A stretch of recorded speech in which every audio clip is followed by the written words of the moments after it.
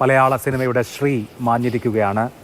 മലയാളിയെ ചിരിപ്പിച്ച, ചിന്തിപ്പിച്ച, സൂക്ഷ്മമായ, തീക്ഷ്ണമായ സാമൂഹ്യ രാഷ്ട്രീയ വിമർശനം കൊണ്ട് ആ നിലയിൽ ഉത്തേജിപ്പിച്ച ചലച്ചിത്രകാരൻ ശ്രീനിവാസൻ വിടവാങ്ങിയിരിക്കുന്നു. ഇപ്പോൾ കണ്ടനാട്ടുള്ള വീട്ടിലേക്ക് ശ്രീനിവാസൻ്റെ ഭൗതിക ശരീരം ഒരു നോക്ക് കാണാൻ നിരവധി പേർ എത്തുകയാണ്. പൊതുദർശനം തീരുമാനിച്ചിരിക്കുന്നത് 1 മണിക്ക് മാത്രമാണെങ്കിലും പൊതുജനങ്ങളും സാധാരണക്കാരും ഉൾപ്പെടെ നിരവധി ആളുകൾ അവിടേക്ക് എത്തിക്കൊണ്ടിരിക്കുകയാണ്. മൃതദേഹത്തിന് തൊട്ടരികിൽ ശ്രീനിവാസൻ്റെ ഭാര്യ വിമലയും മകൻ ധ്യാനുമുണ്ട്. ധ്യാൻ 11:30 എത്തിയത്. ഹൃദയഭാരം താങ്ങാനാവാതെ അച്ഛനരികിലിരിക്കുന്ന ധ്യാനിനെ നമുക്ക് കാണാം. വിനീത് ശ്രീനിവാസൻ കുറെ കൂടി മുമ്പ് എത്തിയിരുന്നു. വിനീതും ഉണ്ട്. നടൻ മമ്മൂട്ടി അടക്കം പ്രമുഖരായ ആളുകളൊക്കെ ശ്രീനിവാസന് അന്തിമോപചാരം അർപ്പിച്ചു കഴിഞ്ഞു.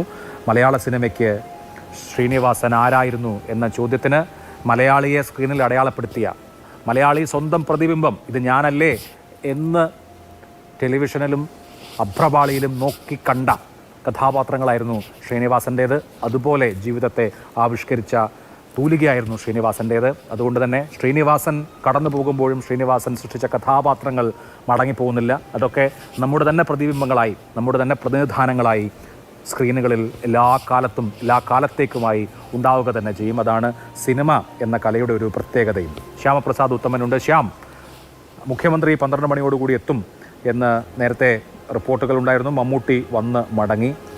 ഇപ്പോൾ അവിടെ ആരൊക്കെയാണുള്ളത്?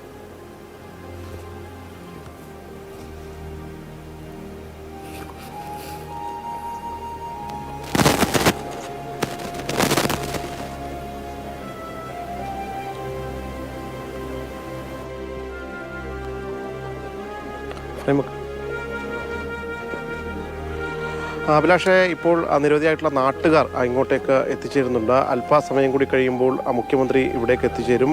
നേരത്തെ മമ്മൂട്ടി തൻ്റെ ഭാര്യയുമൊപ്പം എത്തി ശ്രീനിവാസനെ കണ്ടുമടങ്ങി. ഇവിടെ നിന്നും ഏകദേശം 1 മണിയോടുകൂടി മൃതദേഹം എറണാകുളത്തെ ടൗൺ ഹാളിലേക്ക് കൊണ്ടുപോകാം എന്നതാണ് നിലവിൽ ക്രമീകരിച്ചിട്ടുള്ളത്. അവിടെയാണ് പൊതുദർശനവും മറ്റുമൊക്കെ കൂടുതലായി ക്രമീകരിച്ചിട്ടുള്ളത്. 1 മണി മുതൽ 3 മണി വരെയാണ് അവിടെ സമയം ക്രമീകരിച്ചത്. അതിനുശേഷം ഈ വീട്ടിലേക്ക് തന്നെ മൃതദേഹം എത്തിക്കും. പിന്നീട് നാളെ രാവിലെ 10 മണിയോടുകൂടി തന്നെ ഈ വീട്ടുവളപ്പിൽ തന്നെയാണ് സംസ്കാരം ക്രമീകരിച്ചിട്ടുള്ളത്.